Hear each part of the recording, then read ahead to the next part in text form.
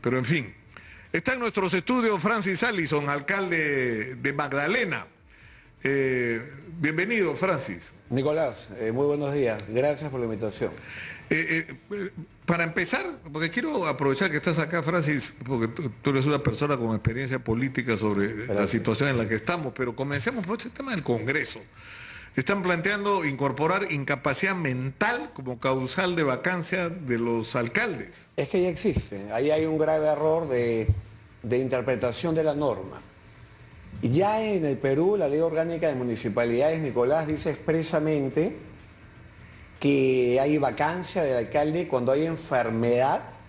La palabra enfermedad no dice física ni mental, dice enfermedad. Exitosa. Y la enfermedad puede ser física o mental. Claro, que es un concepto que abarca la física como la mental. Dice claro. enfermedad o incapacidad física que haga inviable que el alcalde siga pues elaborando en sus funciones. Entonces, si ya dice enfermedad, evidentemente incluye la mental, entonces ya está incluido, no hace falta un cambio de norma. Enfermedad, la esquizofrenia es una enfermedad y hay muchas posibilidades. Ya, pero ahí tendría que haber en todo caso un diagnóstico, ¿no? Por supuesto. Pero uno puede pensar que hay alcaldes que hacen locuras, ¿no? Ese muro en Miraflores es una locura, el sacar, no, el prohibir los picnics, o sea, no sé, o el tema este de la gente que sale con las alas delta, que es claro, una belleza simplemente, ¿no? Y están llenos de limitaciones.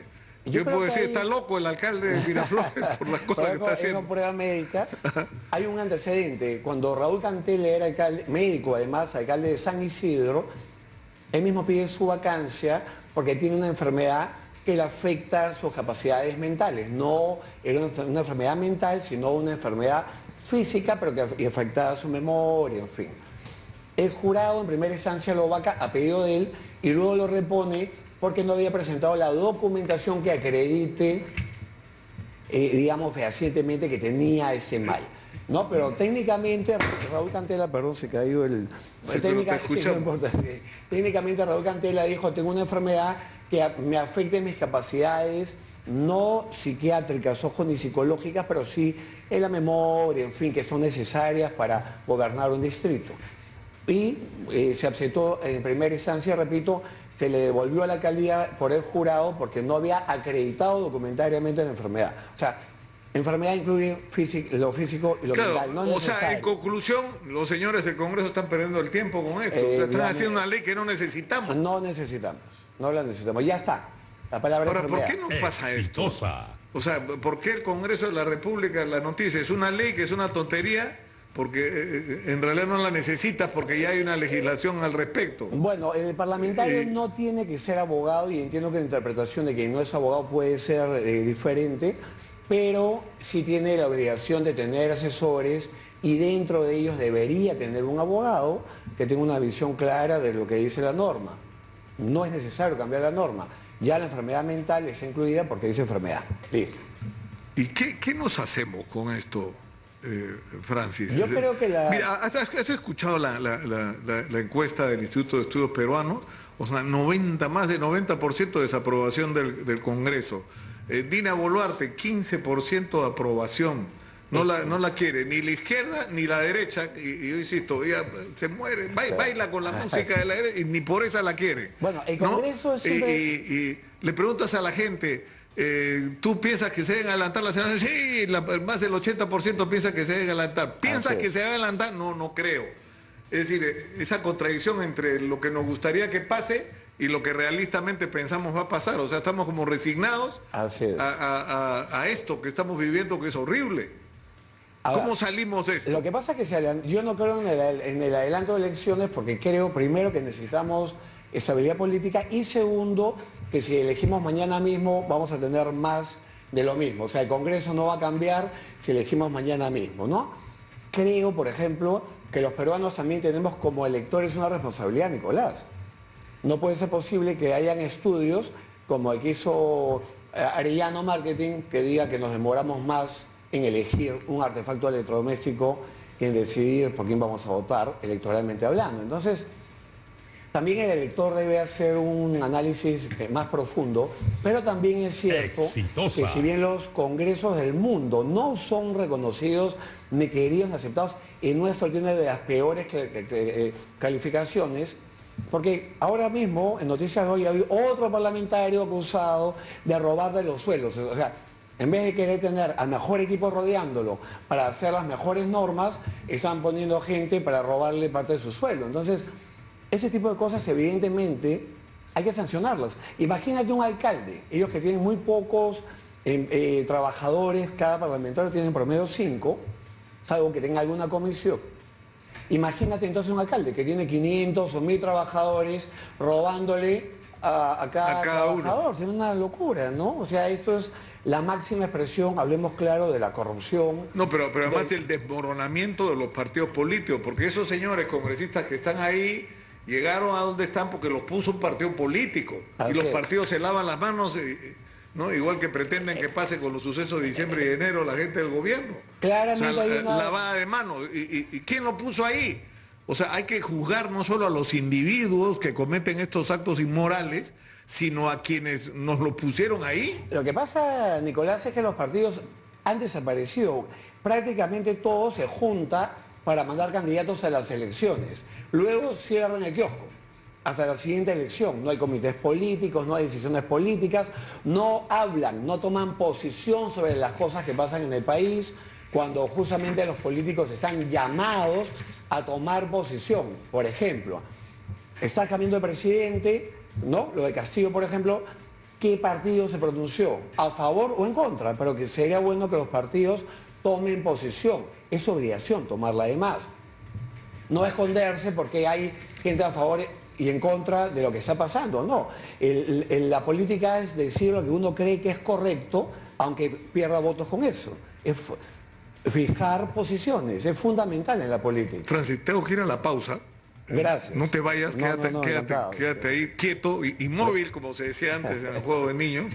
Pero antes de la pausa, leemos claro, Francis Allison, alcalde de Magdalena, ha estado con nosotros, lo habíamos invitado para hablar de lo que al final, me van a disculpar, con todo respeto, es una tontería más del Congreso. Están proponiendo una ley para introducir la causal de demencia o de enfermedad mental, cuando la ley existente ya dice que un alcalde puede ser vacado por enfermedad, lo cual incluye obviamente la enfermedad mental, no solo la física. O sea que ocúpense de otras cosas, señores congresistas. Pero aprovecho que está Francis Allison para hablar de cosas que importan. Es decir, Keiko Fujimori ha dicho, y yo creo que no debería permitirse que pase esto por agua tibia, Dina Boluarte es la presidenta legal y constitucional, contestándole a Andrés Manuel López Obrador. Entonces, la elección de Dina fue legal y constitucional, entonces Castillo fue elegido, entonces no hubo fraude, Keiko. Entonces, ¿por qué nos hemos pasado estos 2 años en esta batalla campal? Yo creo que en el Perú hay Nicolás, un divorcio.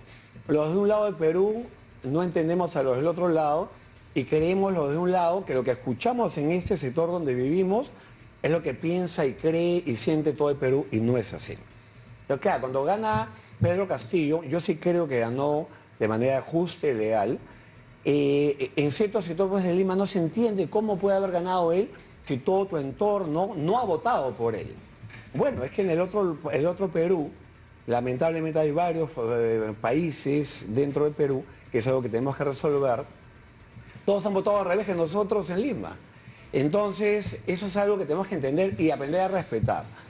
Yo creo que se ha hecho mucho daño con esa teoría del fraude del país, muchísimo.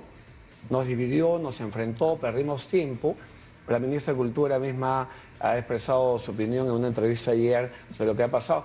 No se dejó gobernar a quien había ganado, que fue obviamente un pésimo presidente, pero claro, por ejemplo, en la campaña se decía que estaba ya peleado con Vladimir Cerrón. No, pero escúchame, si lo dice, uno de sus primeros actos después de ser electo dice, porque él venía de Perú Posible.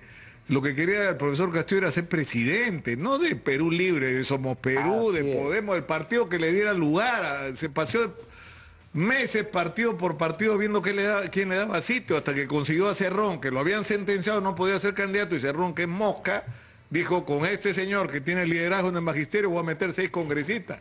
Ni en sus mejores sueños se imaginó que iba a terminar en la segunda vuelta. Así es, y aparte de algo más, evidentemente Castillo se veía obligado a poner de ministros a los que le ponía Cerrón porque necesitaba de esos votos para que no lo vaquen. Claro, pero eso es después. Pero eso quiero llegar. Claro. Que en realidad los peores ministros eran los que ponía Perú Libre, por lo de salud, por ejemplo, que daban pena.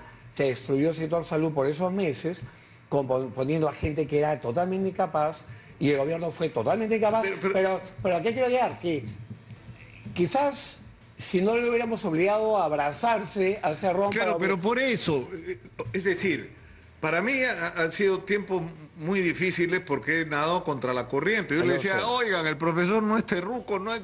Si yo lo he visto cuando venía acá dirigente, era de Perú Posible, nosotros averiguamos quién era. Ahora, entonces, ¿quién era el marxista-leninista? Cerrón, con Dina Boluarte, al lado, que era dirigente de su comité ejecutivo nacional. Entonces, él dice, Cerrón no va a ser ni portero de mi gobierno. En ese momento había que buscar un entendimiento. Y un entendimiento que tenían que hacer no los empresarios, los partidos políticos.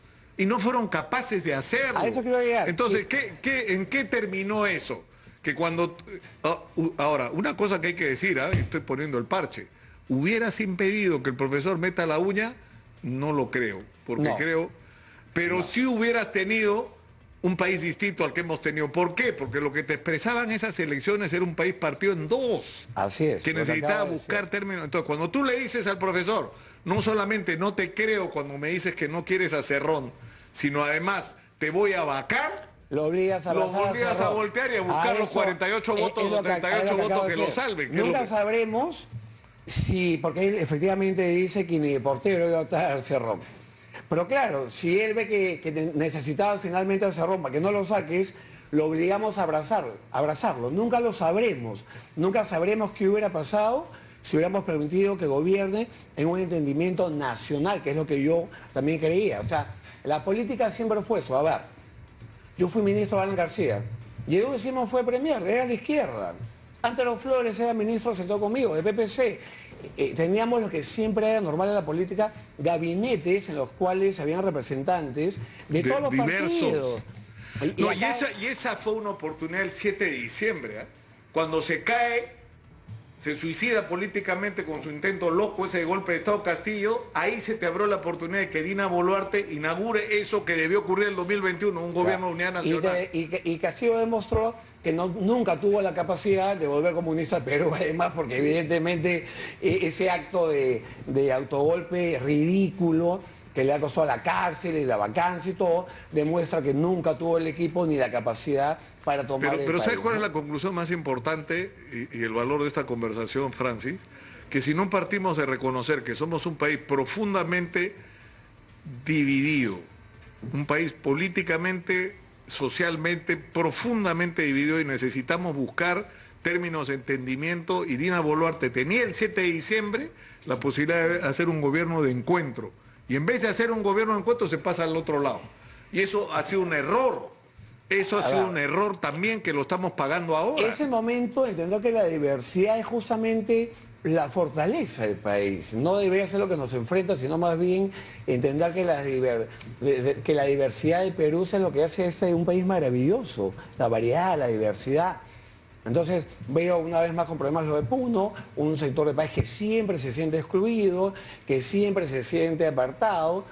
Uno va por provincias de Perú, casi todos los alcaldes señalan pues con el dedo el famoso centralismo, y vamos dejando de lado temas que me gustaría tocar, aunque sea un par de minutos, importantes para el Perú, como luchar contra la delincuencia, ¿no es cierto? No, a eso quería terminar con esto, porque tenemos que terminar, en realidad nos hemos pasado del tiempo, Francis, pero yo creo que vale la pena. El tema del conductor, el dueño de este chifa, que le asaltan el chifa, agreden a su familia, está en riesgo sus vidas y termina matando al asaltante. Y le han abierto un proceso. Así es. Es una locura, porque además está, por un lado, amenazado por la justicia y por el Estado, que no lo ha sabido defender, y por el otro lado, amenazado por el entorno de este delincuente, que por supuesto va a tratar de tomar venganza en contra de él. Es el momento de hacer una línea clara. De un lado los que defienden a los delincuentes y del otro lado los que defendemos a los ciudadanos. Para defender a los ciudadanos también debemos defender Por ejemplo, la policía que se atreve a disparar a maleantes armados, que también van todos a juicios, son destituidos, que tienen juicios de años. Y también a los ciudadanos que defienden a su familia con todo el derecho del mundo. Lo que ha hecho el dueño de este chifa es lo que todo hombre y toda mujer tiene como mayor prioridad en su vida, proteger a su familia, ¿no? Había matado a un delincuente que estaba simulando tener un arma, que había puesto de rodillas a su hijo y a su esposa. ¿Quién no dispararía? Que si luego te enteras que no tiene arma, pero él simuló y le creyeron que tenía un arma. No solamente la familia que se pone de rodillas ante una amenaza de que tiene la mano en el bolsillo, sino también el padre de familia también creyó que estaba armado y que hizo lo que se llama legítima defensa, que es un derecho en el Perú. Entonces el Estado tiene que proteger a los ciudadanos de bien, no a los delincuentes, y tiene que proteger a los que nos protegen. Por ejemplo, una cosa son los abusos, pero estamos llenos de procesos contra policías que han hecho su trabajo, que han disparado a un delincuente armado y que curiosamente tienen juicios y destituciones. Me tomé un café en el grifo del frente de Radio Exitosa antes de venir y me puse a hablar con la señorita que me atendió. Su hermano, un policía de apellido Vilca, con un proceso hace años por dispararle a un delincuente, que le dice al fiscal que no debió disparar aquí, sino más allá, en el cuerpo. Por favor, hay que entender que la policía del mundo, de los países que respetan los derechos humanos en el mundo, Nicolás, disparan a matar a quien tiene arma. Porque un hombre armado te mata jalando, moviendo un dedo, jalando un gatillo. Por eso en todos los operativos del mundo, como en Chavín de Huántar, se da un tiro de gracia al que está caído, no porque quieras matarlo, sino porque quieres asegurarte de que no pueda disparar y matar a los rehenes o a los efectivos que están ahí. No es que estés asesinando o violando derechos humanos. Ningún policía de Estados Unidos, de Francia, de Canadá va a disparar pues al pie, a la rodilla, a un delincuente armado, porque un delincuente armado, con un balazo en la rodilla, en el pie, en la pierna, puede disparar y matar a ese policía y a los ciudadanos. O sea, en el mundo la policía entrenada ejecuta de manera inmediata, elimina esa amenaza, quitándole la vida al delincuente armado. Acá estamos en unos debates de los más tontos. Aprendamos de Chile, acaba de aprobar una ley en la cual ya deja claramente que se entiende que el policía disparó dentro de sus funciones. Estamos hablando de combatir la delincuencia y a delincuentes armados o que aparentan estar armados, ¿no es cierto? Francis, tenemos que terminar por hoy. Te agradezco mucho por esta conversación, aunque nos hemos salido completamente del tema y bien hecho, ¿sabes? Porque si seguimos la agenda del Congreso estamos muertos. Vamos a ocuparnos de los problemas reales de los peruanos. Muchas gracias. Francis Allison, alcalde de Magdalena, ha estado con nosotros. Nos vamos con Jacqueline Mesa. ¿A dónde? Ella está en Comas.